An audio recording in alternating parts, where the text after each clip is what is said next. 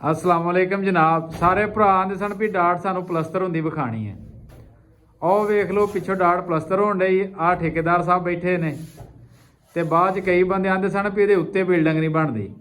हुण मैं तुहानूं उत्ते बिल्डिंग भी बनदी जिहड़ी उह भी विखाना वा। आ वेख लो जनाब, तुहानूं मैं उत्ते लैके जाण डिया वां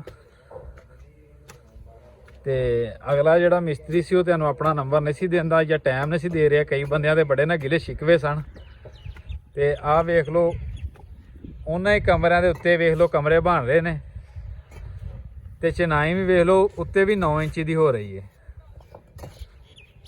और ਜਿਹੜੇ ਨੇ ਉਹ ਮਿਸਤਰੀ ਨੇ, ਅਸਲ ਜਿਹੜਾ ਠੇਕੇਦਾਰ ਹੈ ਆ ਵੇ। ਇਹ ਬੰਦਾ ਜਿਹੜਾ ਐਵੇਂ ਹੁਣ ਸਊਦੀਆ ਜਾ ਰਿਹਾ ਹਨ ਕਰੀਬ, ਬਾਅਦ 2-4 ਇਹਦੇ ਠੇਕੇ ਚੱਲਦੇ ਨੇ ਪਏ, ਉਹ ਕਰਕੇ ਚਲੇ ਨਾ। ਠੇਕੇਦਾਰ ਸਾਹਿਬ ਆਪਣਾ ਨੰਬਰ ਦੱਸਿਓ, ਬੰਦੇ ਤੁਹਾਡਾ ਨੰਬਰ ਮੰਗਦੇ ਨੇ ਯਾਰ। 0324 0021 190। ਨਾਮ ਹੀ ਆਪਣਾ ਦੱਸ ਦਿਓ। ਮੁਹੰਮਦ ਰਿਆਜ਼ ਜੀ। ਕਿੱਥੇ ਰਹਿੰਦੇ ਹੋ? 190 ਮਹਾਰਾਜ ਜੀ। ਆ ਜੀ, ਇਹਨਾਂ ਜਿੰਨਾ ਕਿਸੇ ਕੰਮ ਕਰਵਾਉਣਾ ਹੋਵੇ ਇਹਨਾਂ ਨਾਲ ਰਾਬਤਾ ਕਰ ਲਵੇ।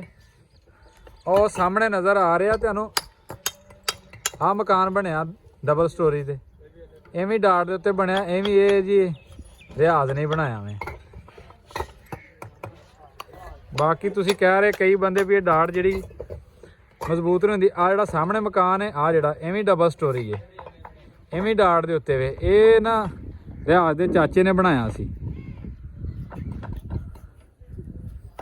ਤੇ ਆਹ ਵੇਖ ਲਿਓ। ਬਾਕੀ ਜਦੋਂ ਮੁਕੰਮਲ ਹੋ ਗਏ ਤੁਹਾਨੂੰ ਵਿਖਾ ਦਿਆਂਗੇ। ਜਿਹੜੇ ਲੋਕਾਂ ਦੇ ਦਿਲ 'ਚ ਵਹਿਮ ਹੈ ਨਾ, ਮੈਂ ਨਾ ਸਰੀਏ ਲੈਂਟਰ ਦੀ ਤੇ ਕੋਈ ਮਜ਼ਬੂਤੀ ਕੋਈ ਨਹੀਂ। ਅਸਲ ਮਜ਼ਬੂਤੀ ਤੇ ਡਾਟ ਦੀ ਹੁੰਦੀ ਹੈ।